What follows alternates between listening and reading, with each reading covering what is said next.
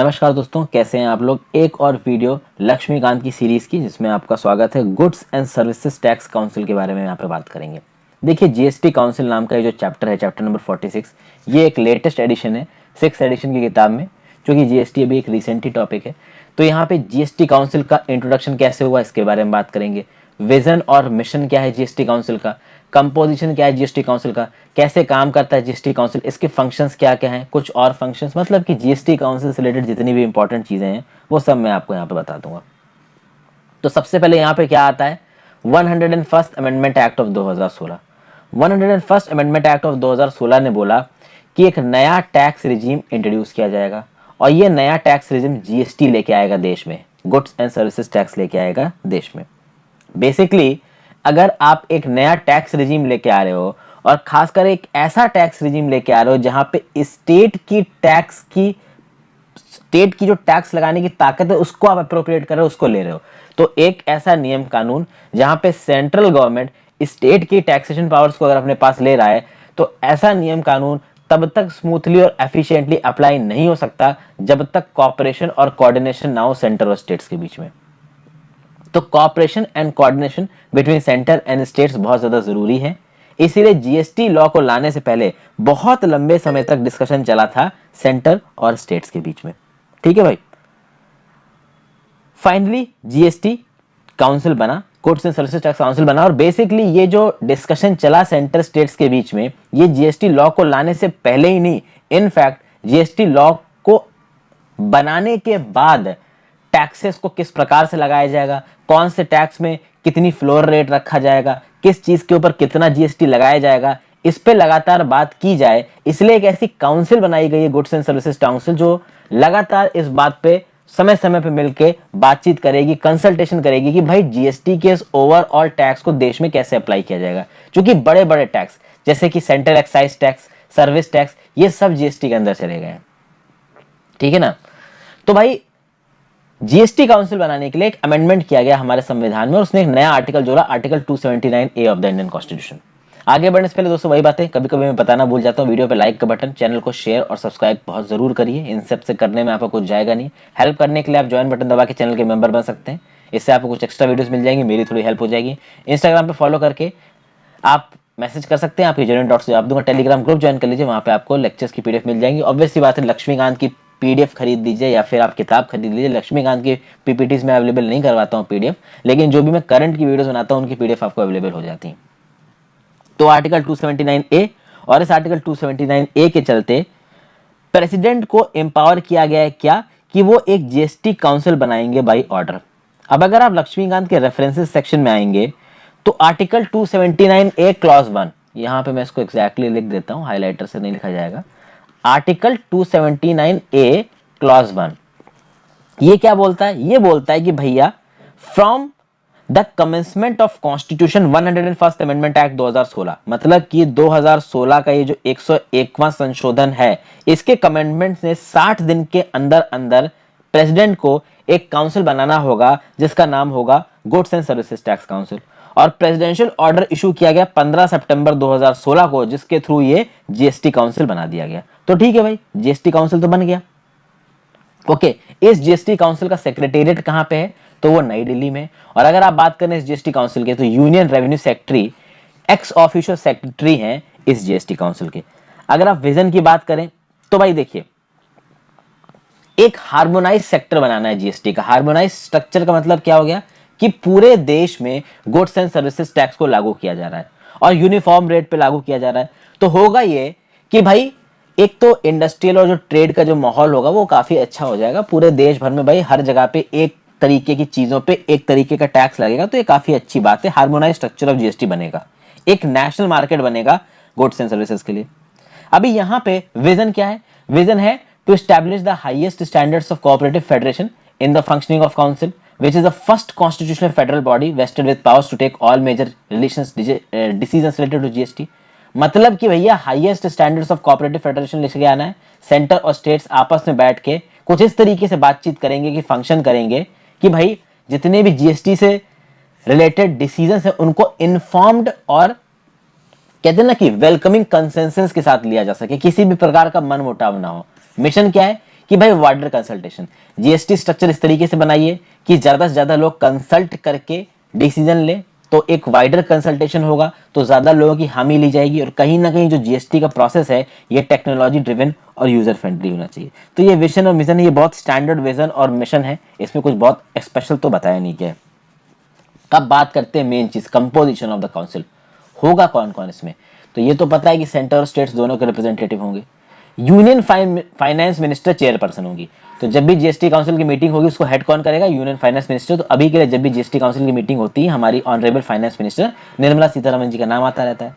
दूसरा, the union minister of state in charge of revenue और finance, और अनुराग ठाकुर जो मिनिस्टर ऑफ स्टेट है ये भी निर्मला सीतारमन जी के साथ बैठते हैं जब भी जीएसटी काउंसिल की मीटिंग होती है। अभी के लिए ये मिनिस्टर और मिनिस्टर ऑफ स्टेट फाइनेंस है, इंडिपेंडेंट चार्ज।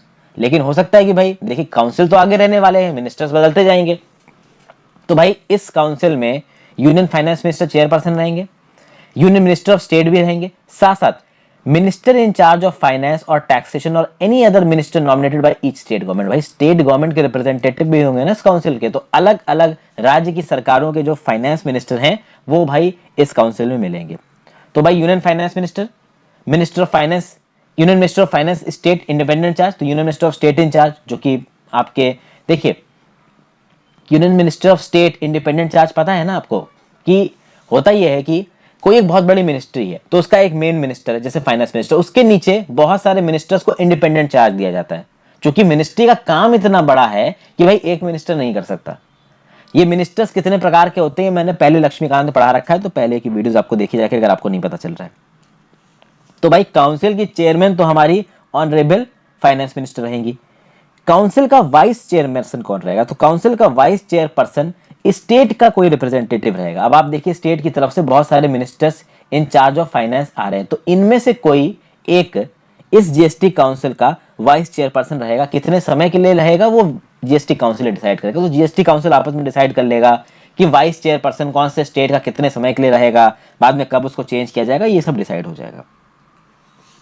एक और बात, चूंकि ये जीएसटी इनडायरेक्ट टैक्सेस को अपने अंदर खींच रही थी, तो एक्साइज, सर्विस टैक्स, इन सबको अपने अंदर खींच रही थी। अभी एक्साइज सर्विस टैक्स को मैनेज करने के लिए इंडिया में कौन सी बॉडी थी, CBEC, central board of excise and customs.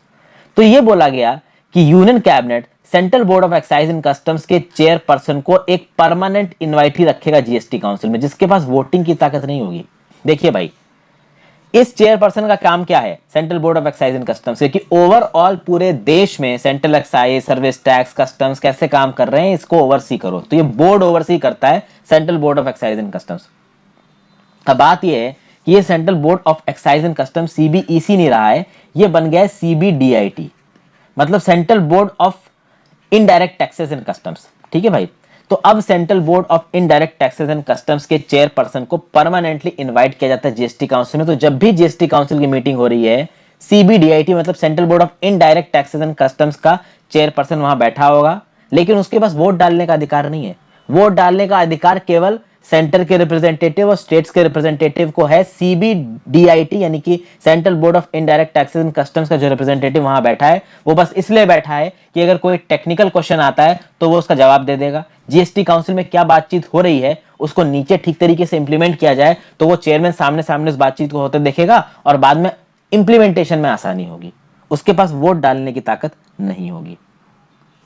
फिर आगे बात करते हैं वर्किंग ऑफ द काउंसिल की। ये जीएसटी काउंसिल मिलके सारे डिसीजंस लेते हैं। ऑब्वियसली बात है डिसीजंस तो यही लेंगे ना अगर आपको जीएसटी के पूरे देश में ठीक तरीके से लागू करना है तो। अब अगर जीएसटी काउंसिल की मीटिंग होनी है नहीं होनी है ये कैसे पता चलेगा? जो टोटल नंबर ऑफ मेंबर्स है जीएसटी काउंसिल के उसके एटलीस्ट 1/2 मेंबर्स अगर प्रेजेंट होंगे तभी मीटिंग होगी जीएसटी काउंसिल की। पहली चीज, अगर जीएसटी काउंसिल में कोई डिसीजन पास कराना है तो 75% की मेजोरिटी होनी चाहिए वेटेड वोट्स की। अब सोचिए दोस्तों, अलग अलग स्टेट्स की जीएसटी काउंसिल में अलग अलग औकात है, वो डिपेंड करता है उस स्टेट्स में बहुत सारे फैक्टर्स हैं। अगर आप ओवरऑल वोटिंग प्रिंसिपल्स की बात करें तो सेंट्रल गवर्नमेंट का जो वेटेज है जीएसटी काउंसिल में वो है 1/3, स्टेट गवर्नमेंट का जो वेटेज है जीएसटी काउंसिल में है वो है 2/3। स्टेट्स के बीच में अलग अलग स्टेट्स में कितना वेटेज दिया गया वो एक अलग बात है। तो सेंट्रल गवर्नमेंट के बाद 1/3 वेटेज है, स्टेट गवर्नमेंट के बाद 2/3 वेटेज है। अगर ओवरऑल किसी नियम कानून को जीएसटी काउंसिल से पास कराना है तो भैया 75% की मेजोरिटी चाहिए। 75% की मेजॉरिटी नहीं है, आप नियम कानून को पास नहीं करवा पाओगे। और मान लीजिए जीएसटी काउंसिल मिली और जीएसटी काउंसिल ने कोई डिसीजन ले लिया, तो उस डिसीजन को आप इन 3 ग्राउंड्स पे इनवैलिडेट नहीं कर सकते। तो आप ये बोलो कि भाई जब जीएसटी काउंसिल ने डिसीजन लिया था तब उसमें एक वैकेंसी थी, या फिर जो जीएसटी काउंसिल आपने कॉन्स्टिट्यूट किया था उसमें कुछ डिफेक्ट था, तो आप ये बोल दो कि जब ये जीएसटी काउंसिल में ये स्पेसिफिक डिसीजन लिया गया तो ये वैकेंसी थी, इसलिए जीएसटी काउंसिल का डिसीजन गलत है। ये नहीं हो सकता। वैकेंसी है, उसके बाद भी अगर जीएसटी काउंसिल ने डिसीजन ले लिया है तो भाई उस डिसीजन को मान्य माना जाएगा। फिर any defect in the appointment of a person as a member of the council, मान लीजिए जीएसटी काउंसिल का मेंबर बनाया आपने किसी एक पर्टिकुलर पर्सन को, और उस पर्टिकुलर पर्सन को गलत तरीके से जीएसटी काउंसिल का मेंबर बना दिया गया, और जब वो मेंबर था तब जीएसटी काउंसिल ने कोई डिसीजन ले लिया, तो फिर आप उस डिसीजन को इस बेसिस पे चैलेंज नहीं कर सकते कि इस मेंबर को आपने गलत तरीके से जीएसटी काउंसिल में बैठा दिया। नहीं, तो गलत तरीके से भी अगर इसी मेंबर का अपॉइंटमेंट हो गया जीएसटी काउंसिल में, उसके बावजूद, उसके होने के बाद भी अगर कोई जीएसटी काउंसिल में डिसीजन लिया गया तो उस डिसीजन को इनवैलिडेट नहीं किया जाएगा। फिर भाई procedural irregularity of the council not affecting the merits of a case. देखिए, काउंसिल के काम करने का एक तरीका है दोस्तों। अगर काउंसिल अपने तरीके से काम नहीं कर रहा है तो उसको आप बोल सकते हो प्रोसीजरल इरेगुलरिटी। अब मान लीजिए कि जीएसटी काउंसिल में किसी पर्टिकुलर इशू को लेकर बहस चल रही है। मान लीजिए इस बात पे बहस चल रही है कि कैरोसिन के ऊपर किस रेट पे जीएसटी लगाया जाएगा। अभी कैरोसिन के ऊपर किस रेट पे जीएसटी लगाया जाएगा, इस चीज के मेरिट को देखते हुए डिसीजन जीएसटी काउंसिल में लिया गया, सही लिया गया, गलत लिया गया। अब इसके बेसिस पे प्रोसीजरल इरेगुलरिटी, तो मान लीजिए कि ये बोला गया कि भाई जीएसटी काउंसिल वोट डालेगा। अभी जीएसटी काउंसिल में वोटिंग ठीक तरीके से नहीं हुई, जो प्रॉपर पैटर्न था उसकी तरीके से वोटिंग नहीं हुई, बट फिर भी ओवरऑल अगर आप कह सकते हैं कि डिस्क्रिमिनेशन नहीं हुआ, ओवरऑल अगर पूरे के पूरे केस को मेरिट के हिसाब से देखा गया है, सही तरीके से देखा गया, भले ही थोड़ी प्रोसीजरल इरेगुलरिटी हो गई हो। देखिए, प्रोसीजरल इरेगुलरिटी का मतलब ये नहीं है कि कोई काम गलत तरीके से किया गया। तो अगर आप मोटे हैं तो आप सीढ़ी से चढ़ के जाओगे 7वें फ्लोर पे, बेटर रहेगा। लेकिन अगर आप मोटे और लिफ्ट से जा रहे हैं तो काम गड़बड़ है, क्योंकि भाई आप खुद ही मोटे और मेहनत नहीं करना चाह रहे हो। तो आप कह सकते हो कि this is a sort of procedural irregularity. लेकिन इसका मतलब ये थोड़ी ना कि कोई मोटा आदमी अगर लिफ्ट से आ रहा है तो उसने गलत कर दिया। समझ गए मैं क्या कहना चाह रहा हूं? मैं आपको यही बताने की कोशिश कर रहा हूं, प्रोसीजरल इरेगुलरिटी यानी काउंसिल का जो काम करने का सेट पैटर्न है उससे अगर आप थोड़ा डिविएट करते हो, लेकिन उस डिविएशन में एफिशिएंसी या मेरिट नहीं जाता है केस का, तो जो केस डिसाइड किया गया है उसको मान्य माना जाएगा। प्रोसीजरल इरेगुलरिटी के बेसिस पे उस केस को रद्द नहीं किया जाएगा अगर मेरिट पे काम हुआ है तो। समझ गया? तो थोड़ी सी ट्रिकी बात है, अगर नहीं समझ में आई हो तो फिर से सुनिए, रिवाइंड करके आपको समझ में आ जाएगा। फिर मेन चीज आती है कि भाई फंक्शन क्या है काउंसिल के। तो जीएसटी काउंसिल के फंक्शन है to make recommendations to the union and states regarding the following.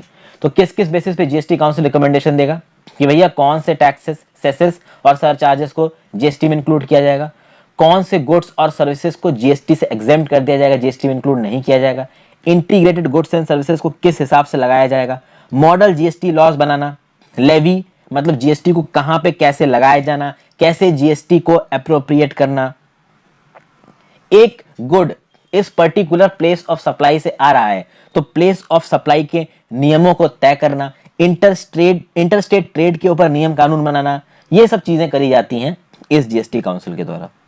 ठीक है भाई। फिर वो एंटरप्राइज, अब देखिए हर एंटरप्राइज का एक फ्लोर रेट रखा गया, मतलब कि एक एंटरप्राइज का अगर इतना मिनिमम टर्नओवर है तो ही वो जीएसटी के ब्रैकेट में आएगा, तो नहीं तो जीएसटी ब्रैकेट में नहीं आएगा। तो वो टर्नओवर क्या है इसको समय समय पे डिसाइड करना, जगह के हिसाब से डिसाइड करना। तो ऑब्वियस सी बात है ये टर्नओवर नॉर्थ ईस्ट के इलाके के लिए कम होगा और तमिलनाडु जैसे इंडस्ट्रियल स्टेट के लिए ज्यादा होगा, क्योंकि ऑब्वियस सी बात है तमिलनाडु जैसे इंडस्ट्रियल स्टेट को नॉर्थ ईस्ट किसी स्टेट अरुणाचल प्रदेश से आप कंपेयर कर नहीं सकते, दोनों की जियोलॉजिकल कंडीशंस अलग है। तो इन सब चीजों को ध्यान में रखते हुए जीएसटी काउंसिल काम करता है। उसके बाद किसी नेचुरल कैलेमिटी के दौरान कुछ एडिशनल और एक्सेस रिसोर्सेज की जरूरत है, तो एक्सेस रिसोर्सेज को पैदा करने के लिए किसी एक पर्टिकुलर चीज के ऊपर एक स्पेशल रेट पे थोड़ा ज्यादा जीएसटी लगा के टेम्परेरी पैसा इकट्ठा करना, तो इसके ऊपर भी डिसीजन कौन लेगा? जीएसटी काउंसिल लेगा। कुछ स्टेट्स जो कि जियोलॉजिकली डिसएडवांटेज पे, जैसे अरुणाचल प्रदेश, जैसे आसाम, जम्मू एंड कश्मीर, मणिपुर, मेघालय, मिजोरम, नागालैंड, सिक्किम, त्रिपुरा, हिमाचल प्रदेश, उत्तराखंड, सारे हिली स्टेट्स हैं, तो यहाँ पे जीएसटी का एप्लीकेशन प्रॉपर तरीके से नहीं हो सकता या बाकी प्लेन स्टेट्स के हिसाब से नहीं हो सकता। तो इन स्टेट्स को क्या अलग कंसिडरेशन देना है ये भी जीएसटी काउंसिल डिसाइड करेगा। तो जीएसटी से रिलेटेड लिटरली सारे मैटर्स को जीएसटी काउंसिल ही डिसाइड करता है। कुछ और फंक्शंस भी आते हैं जीएसटी काउंसिल के अंदर, जैसे कि कौन सी डेट से petroleum crude, high speed diesel, motor spirit, natural gas, aviation turbine fuel पे जीएसटी लगाया जाएगा, ये जीएसटी काउंसिल डिसाइड करेगी। अगर डिस्प्यूट हो जाता है, अभी डिस्प्यूट का एडजुडिकेशन, डिस्प्यूट्स तो किसी के बीच में भी हो सकता है, तो एक तरफ सेंटर है, दूसरी तरफ कुछ और स्टेट्स हैं, इनके बीच में डिस्प्यूट हो सकता है। डिस्प्यूट एक तरफ सेंटर है और एक स्टेट है, दूसरी तरफ कुछ और स्टेट्स है, इनके बीच में डिस्प्यूट हो सकता है। किन्हीं दो स्टेट्स के बीच में डिस्प्यूट हो सकता है जहां पे सेंटर इन्वॉल्व भी नहीं है। तो अगर इस प्रकार का कोई डिस्प्यूट होता है तो डिस्प्यूट रेजोल्यूशन के मैकेनिज्म को कौन डिसाइड करेगा? तो जीएसटी काउंसिल डिसाइड करेगा। और the council has to recommend the compensation to the states for loss of revenue arising on account of introduction of GST for a period of 5 years। भैया ये चीज बहुत न्यूज में रही है। तो मतलब कि अगर स्टेट की टैक्सेशन पावर्स आपने ले ली तो स्टेट को कंपनसेशन देना पड़ेगा। तो 5 साल के लिए बोला गया कि भाई स्टेट को कंपनसेशन दिया जाएगा। हालांकि स्टेट गवर्नमेंट को काफी उल्लू बनाया जा रहा है, ऐसा बोला जाता है। हालांकि सेंट्रल गवर्नमेंट भी क्या करे, सेंट्रल गवर्नमेंट भी कुछ हद तक सही बोल रही है कि भाई देखिए एक्ट ऑफ गॉड है कोविड-19, हमारे पास पैसा आ नहीं रहा तो हम आपको दें कहां से। स्टेट बोल रहे हैं कि नहीं हमको पैसा दो। इसको मैंने एडिटोरियल में काफी डिस्कस किया है। तो जब जीएसटी लागू किया जा रहा था तो एक लॉ लागू किया गया 2017 में, जिस लॉ के तहत यूनियन गवर्नमेंट ने बोला कि ठीक है भाई हम 5 साल तक स्टेट गवर्नमेंट्स को जीएसटी कंपनसेट करेंगे। यानी जो टैक्स उनका हम ले रहे हैं उस टैक्स से उन स्टेट्स को जितना पैसा आने वाला था उसको 15% पर ईयर के इंक्रीमेंट के हिसाब से कैलकुलेट करके हम स्टेट्स को पैसा देंगे। ये जो लॉ लेके आई थी ना सरकार, इसका नाम था goods and services tax compensation to states act of 2017। ठीक है भाई। तो इस लॉ के तहत ये बोला गया कि 2017 से लेकर 2022 5 साल तक एक जीएसटी कंपनसेशन सेस लगाया जाएगा। उसके अंदर जो भी पैसा आएगा उस पैसे से स्टेट गवर्नमेंट को पैसा दिया जाएगा। बट पैसा अभी के लिए आ नहीं रहा है, तो मोस्ट प्रॉब्ली 2022 के बाद भी इस कंपनसेशन सेस को लगाए रखा जाएगा। लग्जरी गुड्स पे लगता है कंपनसेशन सेस, और उसके थ्रू जो भी पैसा आएगा वो स्टेट गवर्नमेंट्स को कंपनसेट करने में इस्तेमाल किया जाएगा। तो ये था पूरा एनालिसिस दोस्तों जीएसटी काउंसिल से रिलेटेड। जितनी आसान तरीके से मैं समझा सकता हूं और जितनी जल्दी और ब्रीफ तरीके से आप समझा सकता हूं वो मैं समझाने की कोशिश कर रहा हूं। Thank you for watching this video friends. Thank you for your time. Have a great day.